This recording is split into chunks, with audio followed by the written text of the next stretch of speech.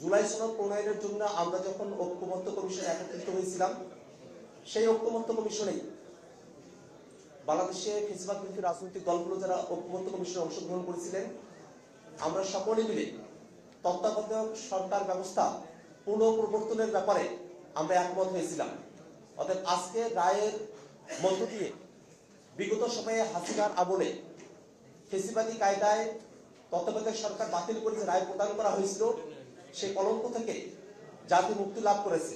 কিন্তু একই সাথে তত্ত্বাবধায়ক সরকার ব্যবস্থা যদি আজকে রায় নাও হতো, তারপরেও আমরা বাংলাদেশে ফেসিবাদ বিরোধী সকল রাজনৈতিক দল একমত হয়েছিলাম যে বাংলাদেশে শান্তিপূর্ণভাবে ক্ষমতা হস্তান্তরের প্রক্রিয়া হিসাবে তত্ত্বাবধায়ক সরকার ব্যবস্থাকে ফিরে নিয়ে আসা হবে।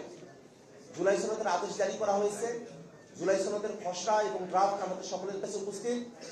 সেই জুলাই সনদে তত্ত্বাবধায়ক সরকার ব্যবস্থা ব্যাপারে রাজনৈতিক দলগুলোর ঐক্যমত্য প্রতিষ্ঠিত হয়েছে।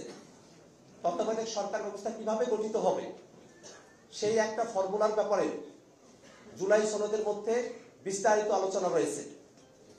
জুলাই সনদের মধ্যে ত্রয়োদশ সংশোধনীতে শুধুমাত্র বিচার বিভাগ থেকেই তত্ত্বাবধায়ক সরকারের প্রধান উপদেষ্টা করার যে নিয়ম ছিল, সেখান থেকে বেরিয়ে এসে বিচার বিভাগের উপর নির্ভরশীল না থেকেই তত্ত্বাবধায়ক সরকারের প্রধান নিয়োগের ব্যাপারে সরকারি দল, প্রধান বিরোধী দল এবং দ্বিতীয় বৃহত্তম বিরোধী দল তাদের সকলের সম্মিলনে ঐক্যমতের ভিত্তিতে তত্ত্বাবধায়ক সরকারের প্রধান উপদেষ্টা এবং অন্যান্য উপদেষ্টাদেরকে বাছাই করার একটা কমিটির ব্যাপারে ফর্মুলা জাতীয় সনদের মধ্যে অন্তর্ভুক্ত রয়েছে।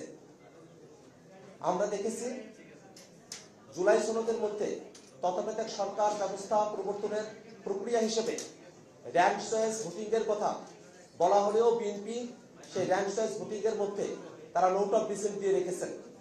আমরা সরকারের কাছে এর আগেও আহ্বান জানিয়েছি যে তত্ত্বাবধায়ক সরকার ব্যবস্থা পূর্বেকার মতো করে নয়, বরং জুলাই সনদে যেভাবে তত্ত্বাবধায়ক সরকার ব্যবস্থার কথা প্রবর্তনের কথা বলা হয়েছে, ঠিক তেমন প্রক্রিয়াতে তত্ত্বাবধায়ক সরকার বাংলাদেশে প্রবর্তন করতে হবে।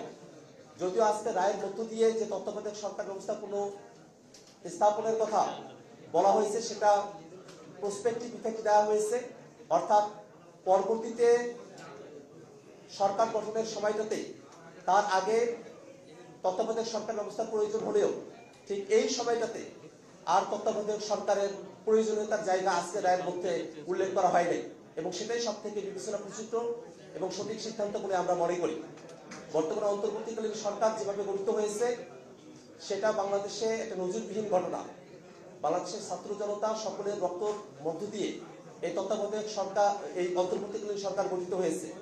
সেই অন্তর্বর্তীকালীন সরকারের গঠিত ঐক্যমত্য কমিশনে তত্ত্বাবধায়ক সরকারকে ফিরিয়ে নিয়ে আসার ব্যাপারে যে প্রক্রিয়ার ব্যাপারে আমরা সম্মত হয়েছি, জুলাই সনদে যে প্রক্রিয়ায় তত্ত্বাবধায়ক সরকারকে ফিরিয়ে নিয়ে আসার কথা বলা হয়েছে, সামনের দিনে তত্ত্বাবধায়ক সরকারকে সেই প্রক্রিয়াতেই গঠন করতে হবে, এই আহ্বান এবং এই বাধ্যবাধকতার কথা জানিয়ে আমরা আমাদের আজকের যে রায় সেটাকে আমরা স্বাগত জানাচ্ছি।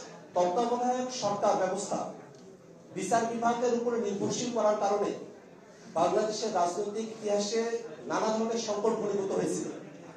এর আগে বিএনপি সরকার যখন 2001 ক্ষমতায় এলো, তারা তাদের মতো করে তত্ত্বাবধায়ক সরকারের প্রধান উপদেষ্টা তৈরি করার জন্য তারা বিচারপতিদের বয়সসীমা তারা বৃদ্ধি করলেন, এবং তার মধ্য দিয়ে বাংলাদেশে 1/11 মতো ঘটনা তৈরি হলো।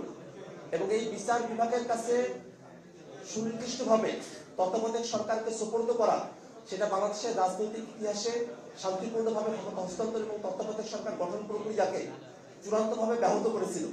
সেক্ষেত্রে জাতীয় নাগরিক পার্টি এনসিপি ঐক্যমত্য কমিশনে শান্তিপূর্ণ উপায়ে ক্ষমতা হস্তান্তরের প্রক্রিয়া আমরা উত্থাপন করেছিলাম, এবং তারই ভিত্তিতে ঐক্যমত্য কমিশনের সিদ্ধান্ত হয়েছে যে প্রথমে সরকারি দল, প্রধান বিরোধী দল এবং তৃতীয় বৃহত্তম দল থাকবে, তাদের 5 জন প্রতিনিধিরা তারা তত্ত্বাবধায়ক সরকারের ব্যাপারে তারা সিদ্ধান্ত গ্রহণ করবেন, এবং সেটা যে বিচার বিভাগ থেকেই হতে হবে এমন কোনো বাধ্যবাধকতার কথা সেখানে নাই। তারা যদি একমত হতে না পারেন, সেক্ষেত্রে বিচার বিভাগ থেকে 2 জন বিচারপতিকে নিয়ে এসে তাদের সমন্বয়ে একটা র্যাঙ্ক চয়েস ভোটিং এর কথা বলা হয়েছে। সেই র্যাঙ্ক চয়েস ভোটিং এর ব্যাপারে বিএনপির নোট অফ ডিসেন্ট রয়েছে। আমরা যখন জুলাই সনদের আদেশ জারি করা হলো, সে আদেশের মধ্যেই এই তত্ত্বাবধায়ক সরকার ব্যবস্থার কিভাবে সামনের দিনে অন্তর্ভুক্ত করা হবে, জুলাই সনদে বর্ণিত প্রক্রিয়ার কথা বলা হয়েছে। আমরা সরকারের কাছে আবারও দাবি জানাই যে জুলাই সনদ বাস্তবায়ন আদেশের মধ্যে তত্ত্বাবধায়ক সরকারের ব্যাপারে এবং সাংবিধানিক প্রতিষ্ঠানগুলোর ব্যাপারে জুলাই সনদে বর্ণিত প্রক্রিয়ার যে কথা বলা হয়েছে সেটা কি নোট অফ ডিসেন্ট সহ কি নোট অফ ডিসেন্ট ছাড়া, সেই ব্যাপারটাকে সরকারকে পরিষ্কার করতে হবে। কোনোভাবেই জুলাই সনদে বর্ণিত প্রক্রিয়ার বাইরে গিয়ে তত্ত্বাবধায়ক সরকার গঠন করার কোনো সুযোগ নেই। আজকের রায়ের মধ্য দিয়ে তত্ত্বাবধায়ক সরকার ব্যবস্থা পুনঃস্থাপিত হলেও সেটা অটোমেটিক্যালি স্থাপিত হওয়ার কোনো সুযোগ নেই। সেটাকেও পরবর্তী সংসদের মধ্য দিয়ে এটাকে নিয়ে আসতে হবে। সেক্ষেত্রে পরবর্তী সংসদের উপরে বাধ্যবাধকতা রয়েছে, তার একটি সংস্কার পরিষদ হবে এবং এই সংস্কার পরিষদ জুলাই সনদে যেভাবে বিবৃত আছে, জুলাই সনদে যেভাবে তত্ত্বাবধায়ক সরকার গঠন করার কথা বলা হয়েছে ঠিক সেভাবেই তারা সেটাকে সংবিধানে অন্তর্ভুক্ত করবেন। অতএব ত্রয়োদশ সংশোধনীতে যেভাবে আছে সেভাবে নয়, জুলাই সনদে যেভাবে আছে সেভাবেই তত্ত্বাবধায়ক সরকার গঠন করতে হবে।